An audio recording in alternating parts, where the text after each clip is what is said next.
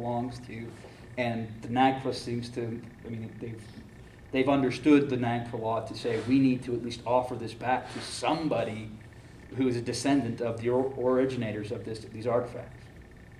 So it's very complicated. When that passed in the early 90s, caused a whole lot of upheaval in museum and academic life for people who collected this kind of stuff.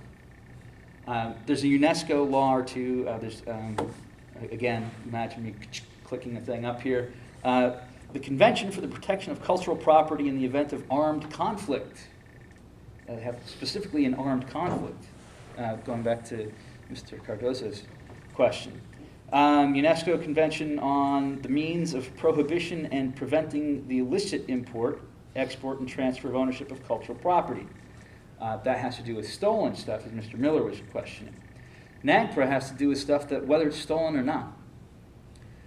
Now, the other main tradition here, the other main kind of view, is this idea that, look, this cultural stuff is not the property of specific natural groups, but of everybody. That it's human heritage. It's you know, what the ancient Aztecs did is not just the heritage of currently living Aztec peoples.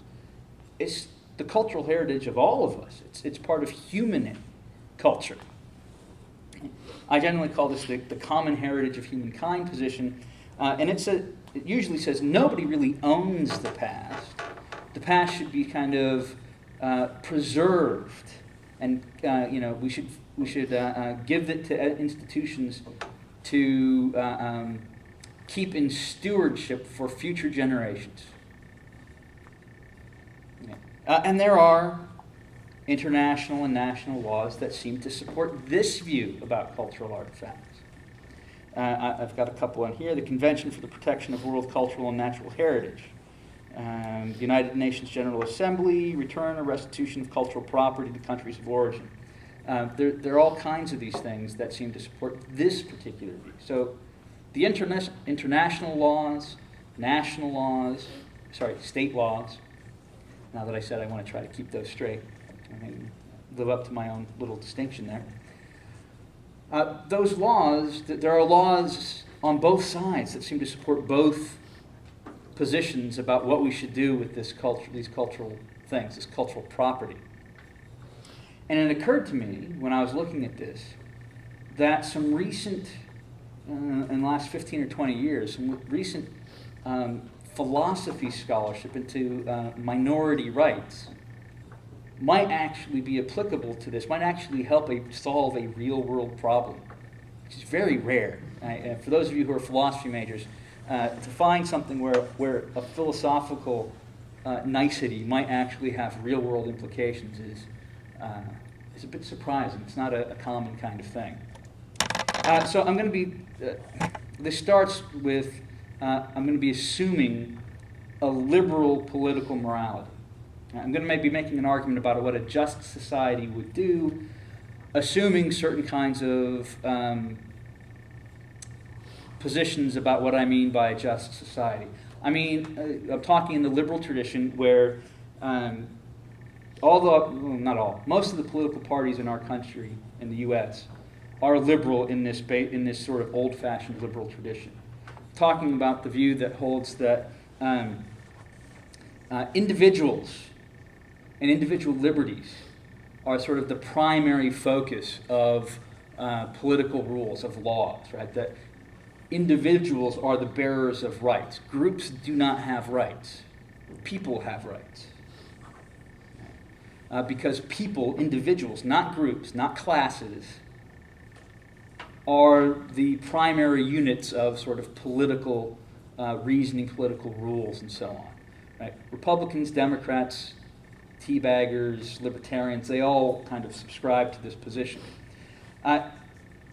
And sort of the key thing behind this, the key justification of this, is that each particular individual has a primary interest in living a good life. Right? That for each of us, the most important thing to us is that we live a good life. But there are so many different ways of understanding what a good life is that we need to protect individual liberties so that each of us has the power to kind of choose the good life for ourselves. Right? This is why in this kind of classical liberal view, individual rights, individual freedoms are sort of the most important thing to consider, because it's seen as necessary for us to be able to choose this good life of our own. Right? A good life imposed by somebody else is not necessarily a good life for each individual person. And so it's very individualistic. Okay. In this sort of liberal tradition, self-respect, seeing your choices as valuable, as being meaningful, as being things that you can achieve, is a precondition for working out and living a good life, right? If your choices are seen as things that don't matter or worthless, you don't have the capacity to adequately work out this good life for yourself or to live it, right? Because you're always, if it's kind of embedded that your choices are somehow worth less than somebody else's choices, if your way of life is seen as a less good way of life, then your life will not go well because you'll be consistently seeing yourself as worthless. Right? So a just society needs to be generated in such a way that the self-respect of the individual members is protected. So there's a connection between self-respect here and living a good life in the liberal tradition. So a just society needs to protect this self-respect. That's sort of the first step in my argument, which is why my students are writing this down, because they have to summarize my argument for me. Okay, so self-respect has to be protected on the liberal tradition. The second step is that the link between self-respect and cultural membership. By the way, the self-respect, I actually have some citations and some support here in my notes that we'll skip over for the sake of time. The premier liberal philosopher of the 20th century was a guy named John Rawls. The stuff I just said about the protection of self-respect as being a precondition for self-worth and living a good life, that comes directly from Rawls. That's sort of standard liberal tradition stuff, not meant to be controversial at all. Now, the cultural membership, there's a few people. Probably the most famous is a guy named Will Kimlicka. The one that you might actually run into is a guy named David Kopp, who teaches at Davis. They've been making this argument for about 15 years that cultural membership is what sets our sort of boundaries, what sets our sort of options for what we see as available ways of life to us, right? You aren't just divorced from your culture. Nobody is. You can't just kind of go, well, I wonder if I could be a samurai and make that your sort of life choice, right? Because you don't live in a culture in which that's an option, right? Your cultural rules, your cultural condition, the environment it finds itself in, those set your sort of range of options for how you can live your life. They set your options for living a good life. But that means that in order for your choices, right, the options that you take as your good life, that means in those, since the boundaries are set by your cultural community, that means your self-respect depends on the choices of your cultural community being seen as legitimate, the options available in your cultural community, being seen as legitimate options. Right? So if your culture is denigrated is subjugated to some other power, is seen as less than the, say, majority culture, right? So I'm thinking specifically of multinational, multi-ethnic states, right? We've got a state with lots of different ethnicities in it, lots of different cultures kind of under the same government. If any of those groups are subjugated to such a degree that their ways of life, the ways of life available to their members, are seen as less valuable, as less good than those of other members of that state, then those folks are not going to be able to develop the self-respect required for really thriving, really good lives. So if we put all these together, right, we've got the connection between self-respect and this just society, the connection between cultural membership and one's options. You put those together, and we've got this implication that a just society needs to protect the cultural traditions, particularly of minority groups. As I said, this argument was initially used as a defense of sort of minority rights. And the idea is that minority nations and multinational states, they have certain, we can defend minority rights not by saying the group has a right, right, which is the typical way of defending minority rights, right? It's saying a minority has a right to this or that.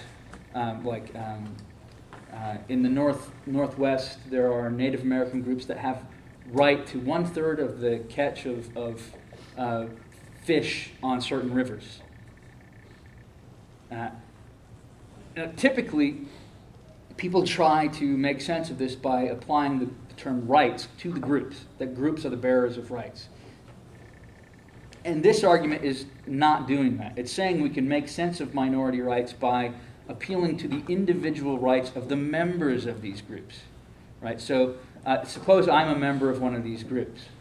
What I'm getting at here is that for me to live a good life, the options that my cultural community presents to me as ways of life available to me, those have to be protected in such a way that I can see those options as legitimate options in the broader state. That I can see my culture's way of life as just as good as other ways of life. Because if I see my people as sort of the weaklings in society, the victims in society, then I see myself as a victim. I see myself as worth less than other folks. And therefore my life will not go as well, could not go as well. And so a just society needs to, if that's the way things are, I personally have a right, I have a claim against the government that they protect my culture's individuality, my culture's traditions, better than they are, so that I can live a better life. So the rights are still borne by the individuals, not the groups. But as members of these groups, they can make claims that the group be able to have certain kinds of freedoms. Here I started, this is where my own sort of research is coming in, is, okay, what kinds of things do states need, national groups need in order to perform their function of offering legitimate options for their members, right? Of being able to provide options for their members that let those members develop the self-respect they need to live a good life. And there seem to be three major things that cultures need to have control of. I call this sort of culture states need to have a minimal degree of sovereignty to be able to play this role of offering legitimate options to their members. And this minimal sovereignty means they need to have control over at least some degree, a significant degree. I'm not arguing total control, but a significant degree of control over language. Right? If you have a culture that, that has its own language, that's not the mainstream language of the larger culture, right, of the state, that minority culture needs to be able to protect its own language, whether that's have it taught in school to their kids, or at least have programs so that it can be maintained. I mean, policies that eliminate that culture's language are going to inhibit that culture's ability to offer options that can support the self-respect of their members, right? If you speak, if Mohican, right? If you're part of the Mohican culture, and the larger government forces you to speak English or French if you're in Quebec, and said, no, you can't speak Mohican in public. You can't have schools where Mohican is the dominant language. That's in some sense undermining the Mohican culture's ability to provide an atmosphere, a set of options for their members that lead their members to see their own lives as worthy, that develop the self-respect needed to live a good life. So there has to be some control over the language. They may not be able to use it sort of like in